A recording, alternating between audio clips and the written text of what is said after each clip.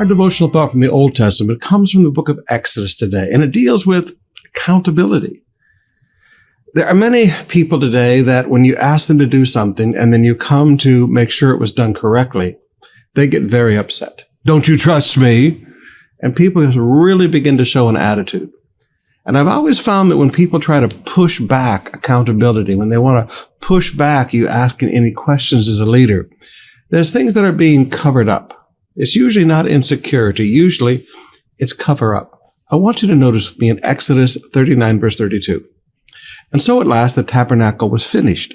The Israelites had done everything just as the Lord had commanded Moses. And they brought the entire tabernacle to Moses, the sacred tent with all its furnishing, clasps, frames, crossbars, posts, and bases. Now, I want you to notice, Moses had asked these people to do a job. And they had done it joyfully, and they had done it willingly, and God had anointed them to do the task. But when they were done, they brought it back to Moses and said, Moses, would you please check this out? We want you to hold us accountable. We are not afraid of inspection. Now, I often teach people in leadership that anything you expect, you must inspect.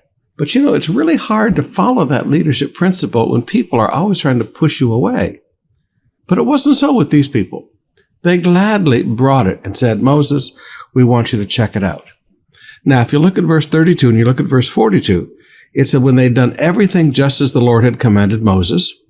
In verse 42, so the people of Israel followed all of the Lord's instructions to Moses. When they felt that their obedience was complete, when Moses felt the obedience was complete and everything was done as requested and as designed, then Moses took a journey of discovery. Verse 43, then Moses expected all their work. And when he found it had been done just as the Lord had commanded him, he blessed them. Now that is the joy of a leader. The joy of a leader is when they sit down and they have delegated responsibility to others to do a job. And then the people gladly bring back the completed work. And then the leader can look at it and inspect all their work. Notice the word all there, inspected all their work. He didn't just look at it from a distance. He inspected. And notice he inspected all, okay? When he had done that, he realized everything's been done properly. And scripture says he blessed them. This is the joy of a leader. Now, the hard part is when it doesn't work like that. But when it works properly like this, it is a joy. And Moses blessed the people.